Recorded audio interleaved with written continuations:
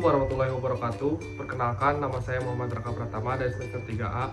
Di sini saya akan mereview kembali materi yang telah dijelaskan oleh Ibu Profesor Dr. Hajah Hening Nurani SMH beserta asisten dosen Bapak Dr. Muhammad Rendi Aridayani SMH. Mengenai bab 3, perbarengan atau gabungan tindak pidana. A. Pengertian perbarengan atau gabungan tindak pidana. Dalam KUHP tidak ditemukannya definisi. Tetapi dari rumusan pasal-pasalnya dapat disimpulkan 1. Seseorang dengan satu perbuatan mengakibatkan beberapa aturan pidana dilanggar, atau seseorang dengan beberapa perbuatan mengakibatkan beberapa aturan pidana dilanggar. 2. Di antara perbuatan-perbuatan tersebut, hakim belum pernah menjatuhkan putusan atau vonis yang telah mempunyai kekuatan hukum yang pasti dan tetap. Dan yang ketiga, jaksa atau penuntut umum dalam melakukan penuntutan perkara-perkara tersebut harus secara sekaligus dan bersamaan. Di antara ketiga pengertian tersebut, yang paling penting adalah yang nomor 1, karena menyangkut perbuatan. Selanjutnya B. Pengaturan perbarengan atau gabungan tindak pidana. Diatur dalam buku 1 KUHP bab 6 pasal 63-71.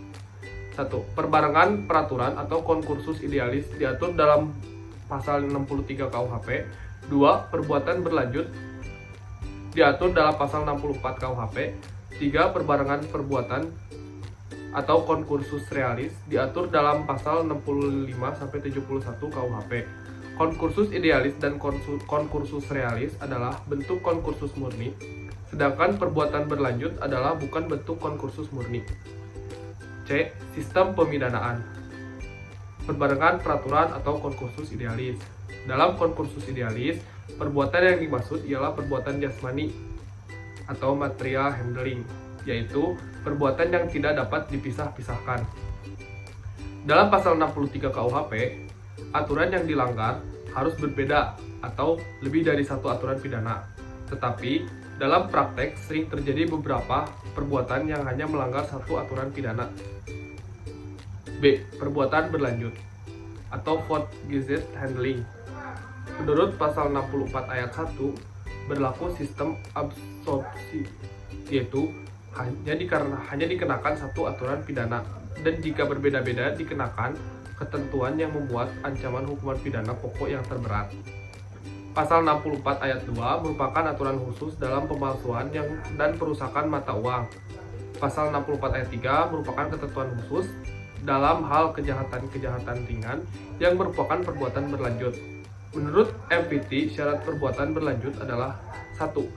Ada niat yang merupakan perbuatan terlarang. 2. Di antara perbuatan-perbuatan tersebut dilakukan tidak lama. 3. Tindak pidana yang dilakukan harus sejenis. C. Perbarengan perbuatan atau konkursus realis. Konkursus realis berupa kejahatan yang diancam pidana pokok sejenis, yaitu terhadap kejahatan plus kejahatan. Pasal 65 yaitu hanya dikenakan satu pidana dengan ketentuan bahwa jumlah pidana maksimum tidak boleh lebih dari maksimum pidana terberat ditambah sepertiganya. Absorpsi yang dipertajam atau diperberat. Konkursus realis berupa kejahatan yang diancam pidana pokok tidak sejenis, yaitu berupa kejahatan plus pelanggaran. Menurut pasal 66 KUHP, untuk semua jenis ancaman pidana, tiap-tiap kejahatan dijatuhkan, tetapi jumlahnya tidak boleh melebihi maksimum pidana terberat ditambah sepertiga. Sistem ini disebut kumulasi yang diperlunak atau diperingan. Konkursus realis, pelanggaran plus pelanggaran diatur dalam pasal 70 KUHP dengan sistem pemidanaan disebut kumulasi atau pidana sejenis, yaitu tiap-tiap pidana dijumlahkan. Mungkin segitu saja video review materi dari saya. Mohon maaf apabila ada kesalahan. Wassalamualaikum warahmatullahi wabarakatuh.